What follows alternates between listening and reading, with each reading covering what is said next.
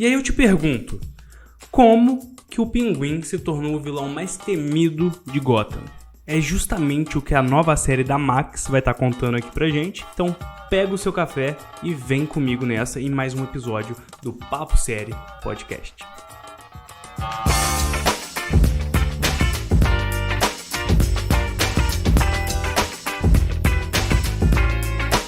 Eu apertei o play pra assistir a série. Eu já tava hypado, porque eu já sabia que era da HBO. Ou da Max, tá? Como queiram chamar. Mas pra mim ainda é a HBO. E eu nunca me decepciono com a HBO, gente. O nível de produção é outro. É muito bom. É uma série de máfia que entrega tudo. E é uma série de máfia em Gotham. Cara, é perfeito. Eu sou um grande fã daquela antiga série Gotham. Eu adorava o Pinguim lá, inclusive. E o Pinguim que nós temos aqui na Max é totalmente diferente. Só que combina. É um pinguim muito mais sóbrio, é um pinguim muito mais sério.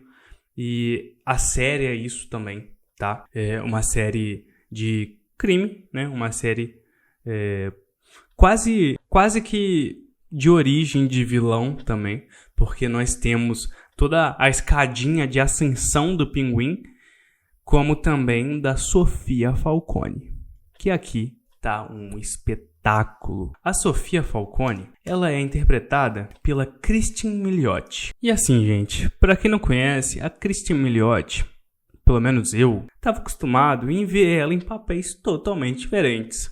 Eu tava acostumado em ver ela em How I Met Your Mother, que ela manda muito bem lá também. Tava acostumado a ver ela em Fargo, onde ela interpreta uma dona de casa que tem câncer e tá fraca, debilitada, adoecendo, mas ao mesmo tempo é uma mulher carinhosa, uma ótima mãe. E são dois papéis incríveis, tanto ela em How I Met Your Mother, tanto ela em Fargo, e são papéis muito mais sutis do que da Sofia Falcone, que ela dá um show. E quando eu vi que ela seria a Sofia Falcone, eu não sabia o que esperar, mas sabia que ia ser bom justamente porque eu sei que ela é uma atriz que manda bem e que aguenta o papel. Mas eu não sabia como é que ela iria performar nessa situação. E acontece que performa bem demais. Se você me perguntar qual é quem manda melhor ali, o Colin Farrell ou a Cristin Milioti, né? Ambos em seus papéis de vilão.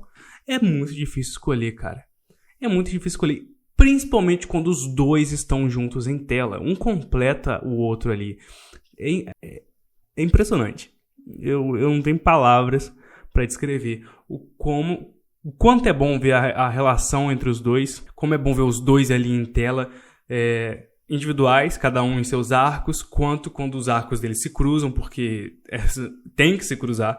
São extremos opostos ali, ainda mais o Pinguim sendo o cara que tá sempre querendo subir ali na escadinha do crime. E a Sofia Falcone pertencendo à família criminosa que tá no topo. Então, certamente, né, o Pinguim tem ali que fazer a sua escalada. E é aí que começa a ascensão do Pinguim, né?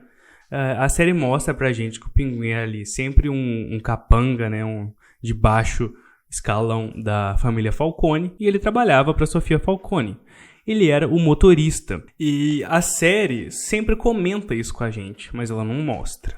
Até chegar no episódio 4. E você já tá tão acostumado com a imagem do Pinguim que a série mostra pra gente, que o filme do Batman de 2022, né, do Robert Pattinson, mostra pra gente, que quando a gente vê o Pinguim como um mero motorista, até o comportamento dele era diferente. O comportamento, não a mentalidade. Ele já queria subir desde aquela época. Mas é muito diferente, você consegue ver já a evolução. E é isso que a série nos mostra, né? Ela quer que a gente tenha esse contraste do Pinguim, porque afinal de contas a série é sobre isso, né? Sobre essa busca de poder, né?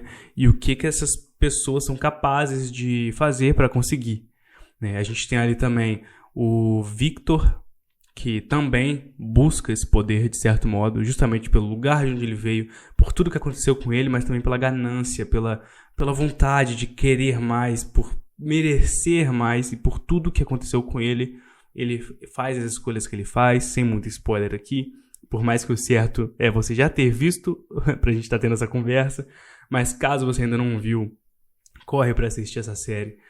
Aqui não vai ter nenhum spoiler grande, então vou estar sempre só mais focando no enredo principal para que você possa conhecer a história. Eu não vi uma série boa dessa há muito tempo. Eu gosto muito do clima de Gotham, da atmosfera pesada que ela tem, sempre muito escura, muito suja, molhada, cheia de lodo. Os becos de Gotham, quando são mostrados, parecem um esgoto a céu aberto, né? E Gotham tá sempre chovendo. Combina muito com essa temática de máfia que eles têm. Eu acho que a atmosfera é perfeita. Então, é uma série que me agrada muito em todos os aspectos, cara. Eu gosto dessa vibe... Eu não sei se eu posso dizer assim, mas essa vibe gótica que a série tem, né? Também é do universo The Batman, né? Então, faz sentido ter essa atmosfera. Pelo menos com as últimas adaptações que temos do Batman, né? Não com as primeiras lá, daquelas dos anos 60. Eu acho muito legal o universo do Batman ter se tornado isso, sabe? Ter ido por esse lado mais sério, desde a época lá do Cavaleiro das Trevas, né? Aquela trilogia do Nolan.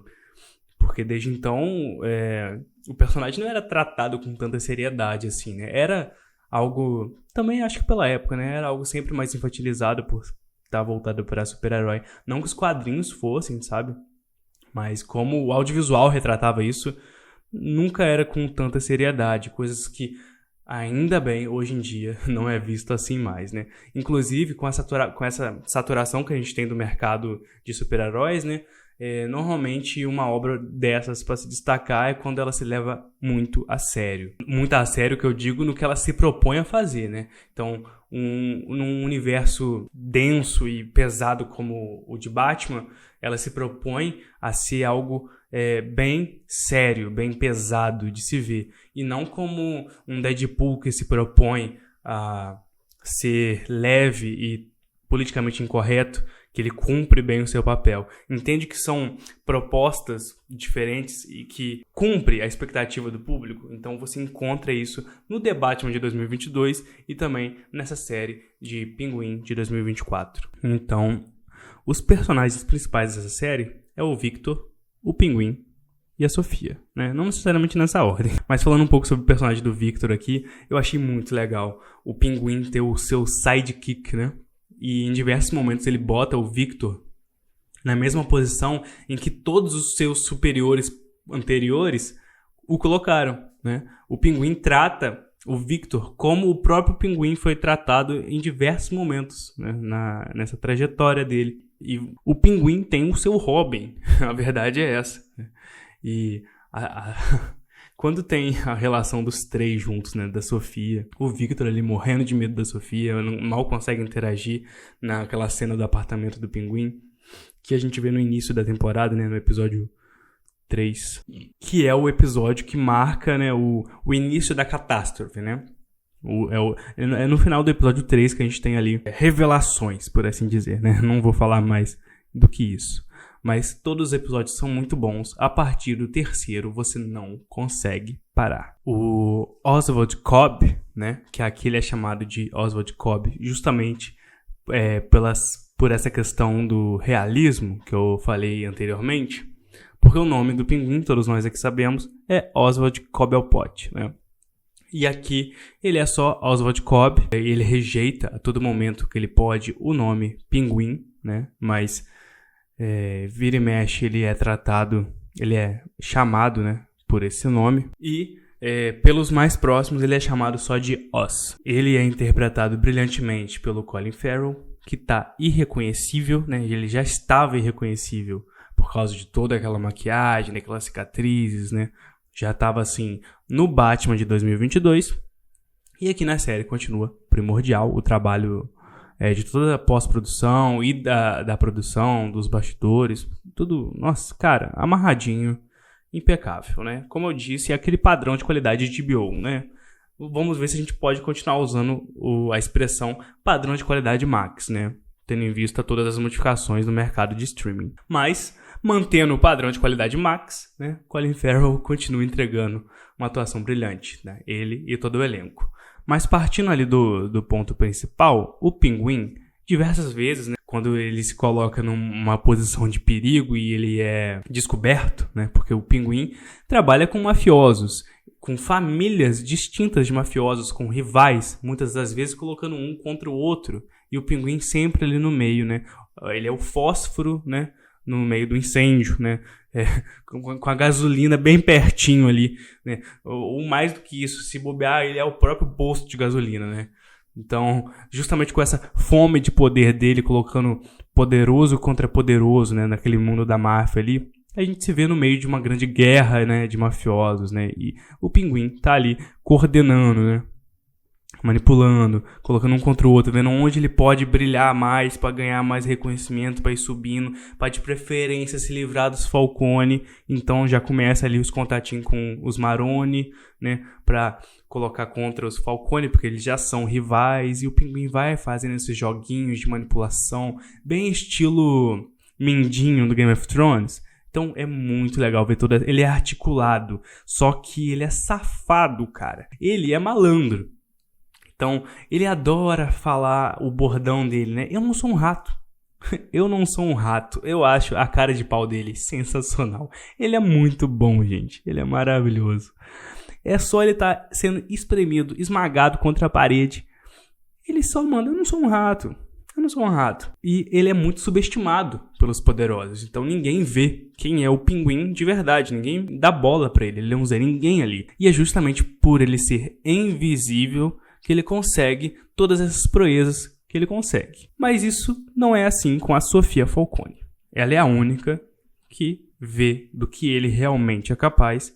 Ela é a única que vê o que ele realmente faz. E ainda assim, ela é enganada por ele nos primeiros episódios ali da temporada, né? Até acontecer as catástrofes do episódio 3 que eu mencionei anteriormente, que daí pra frente a história deslancha, né? No primeiro momento em que ela aparece no piloto da série, ela já deixa bem claro que sabe muito bem quem é Oswald Cobb. E cada cena dela com ele é uma tensão, cara. É uma sensação de que pode dar merda a todo instante. Então eu adoro a presença da Sofia em tela, tá?